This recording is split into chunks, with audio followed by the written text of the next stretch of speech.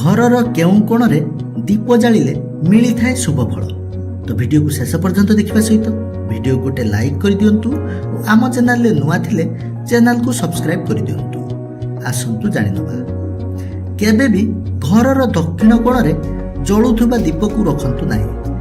ଏହା ବହୁ ସମସ୍ୟାର ଆରମ୍ଭ ବୋଲି ଜାଣି ରଖନ୍ତୁ। କାରଣ ହିନ୍ଦୁ ଶାସ୍ତ୍ର ଅନୁଯାୟୀ ଦକ୍ଷିଣ ଦିଗର ସମ୍ପର୍କ ଯମରାଜାଙ୍କ ସହ ରହିଛି। ତେଣୁ ଘରର ଦକ୍ଷିଣ କୋଣରେ କେବେ ବି ଜଳୁଥିବା ଦୀପ ରଖନ୍ତୁ ନାହିଁ ବା ଦୀପ ପ୍ରଜ୍ୱଳିତ କରନ୍ତୁ ନାହିଁ।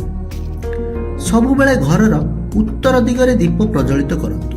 କାରଣ ଏହି ଦିଗର ସମ୍ବନ୍ଧ ଧନ ଦେବତା କୁବେରଙ୍କ ସହ ରହିଛି। ଏହାଦ୍ୱାରା ଆପଣଙ୍କୁ କେବେ ଅର୍ଥର ସଙ୍କଟ ଅନୁଭବ ହେବନି। ଘରେ ସବୁବେଳେ ସୁଖ ଶାନ୍ତି ବିରାଜମାନ ରହିବ। ତ ଏହା ଥିଲା ଆଜିର ଭିଡ଼ିଓଟି ଭଲ ଲାଗିଥିଲେ ଭିଡ଼ିଓ ଗୋଟେ ଲାଇକ୍ କରିଦିଅନ୍ତୁ ଓ ଆପଣଙ୍କ ସାଙ୍ଗସାଥିମାନଙ୍କୁ ସେୟାର କରିଦିଅନ୍ତୁ। ଧନ୍ୟବାଦ।